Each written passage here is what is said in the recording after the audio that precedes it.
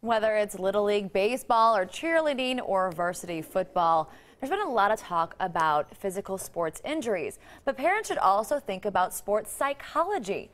Dr. Andrew Jacobs is a sports psychologist based right here in Kansas City. Welcome to the show. Thanks for having me. Now define what is sports psychology. Well, basically it's working with the mental side of sports. So I'll deal with things like concentration and focus and attitude, but I also deal with the personal aspect, how you interact with your family, with friends, how you deal with yourself personally as well as on the athletic field.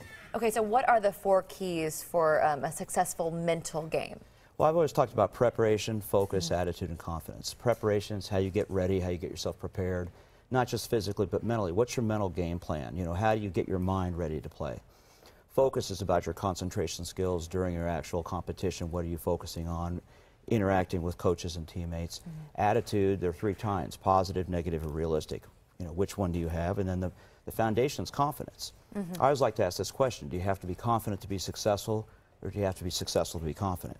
And to me, it's about being confident to be successful, because if you're confident, it doesn't matter if you succeed or fail, you're still going to believe you can do it. Now, how early do those factors matter in terms of, you know, kids are playing sports, they start at, you know, there's competitive leagues at like 4 years old, 5 years old. So well, they're even getting younger. And yeah. I don't think, you know, winning and losing, you have to learn how to win, you have to learn how to lose. Failure is part of life, we all fail.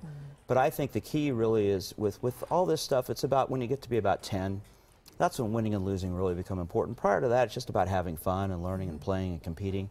Because after you get to 10 to 12, the winning does play a key role, and it starts to take over a lot more so than having fun.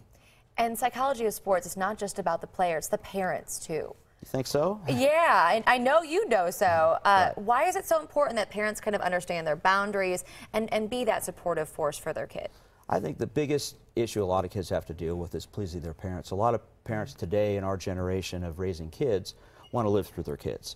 And consequently, because they didn't succeed, they want their kids to succeed. There's, you know, kids are starting earlier and earlier. I'm 58. I didn't start playing sports till I was 8 or 9. Now you're doing it 4 or 5. And I think the pressure to succeed is greater, and parents put a lot of pressure on kids. So to me, parents have to understand their role. I talk about the coach, parent, athlete, official rectangle. Used to be a triangle without the officials, but they become more important.